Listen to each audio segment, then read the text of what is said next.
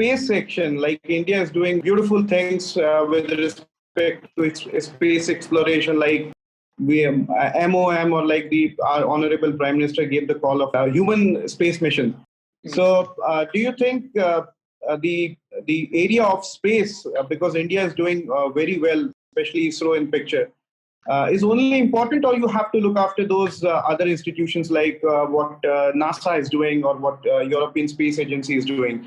Or you should more focus on the Indian perspective and then look at as a whole global initiative by other institutions as well? So for prelims, only the names of the missions that have been launched recently by the international space institutions, they should be learned.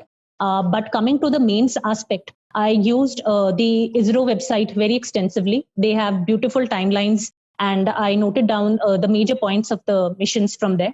So that is really helpful if we take it directly from the horse's mouth.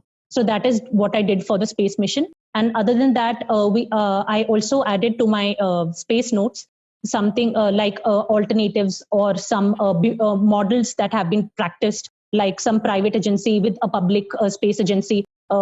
There some unique model that they have followed. So I added that to the alternatives and the suggestion to be written in my conclusion, because the conclusion can remain the same irrespective of which space question is asked. Because in the conclusion, I used to add a case study or a unique model which can also be emulated, considering India's strength in the space sector. Shubhamji, since you said that your geography is very dear to you, there was a question on the food processing industries.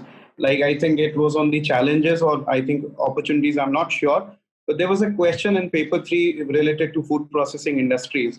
So if a student prepare maps or the location wise, like these are the states where the food processing industries can do, or these are the opportunities where the government should invest more, or people's participation should be there.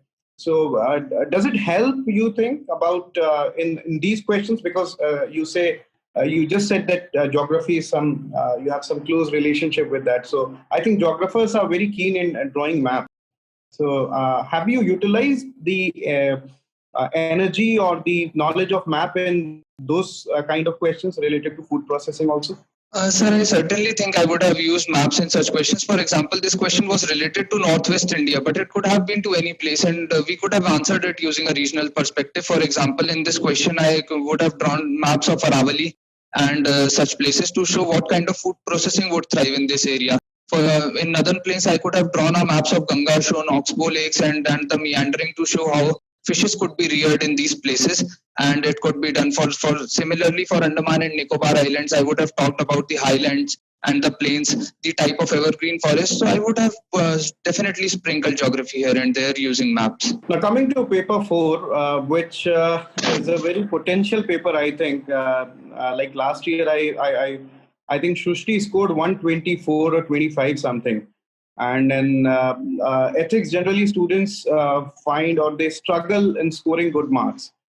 Especially this case studies, they find it like what to, because they put you in a real life situation, and then you have to chart out everything possible of your mind, what you can think of. So what can be the strategy for dealing with the case studies? Because there are a big chunk of your paper, I think 120 marks or 30 marks, they are allotting it to case studies only. And generally, students do not prepare for case studies specifically. They think, okay, I have certain knowledge and I'll capitalize those knowledge in case studies. So what worked in your favor while dealing with the case studies? So with respect to the case studies, firstly, I relied on newspapers. So we have various incidents and their approaches to it.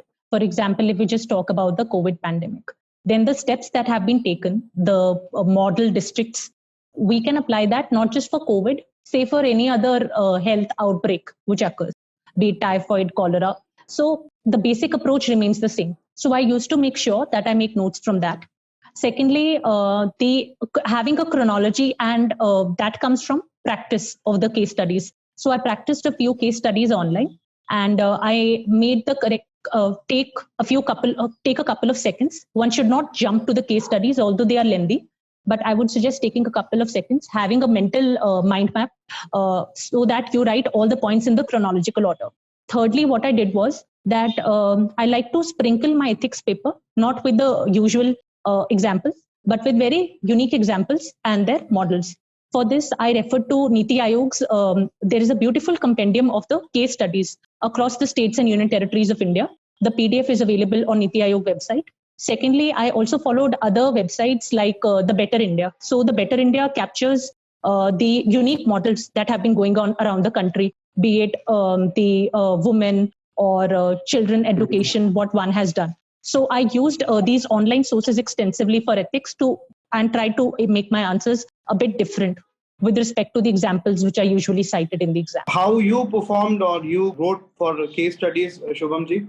Sir, I did in a similar manner. I first of all tried to follow a uniform approach as to how to explain the case and the stakeholders in a very limited space, and then have a mental map as to what would be the chronology in which we would be taking different steps for preparation. In both my mains, I also attempted around 60-70 case studies beforehand, so that I was well versed with the idea. Even though UPSC has been throwing up new case studies every single time, both in 2017, 2019.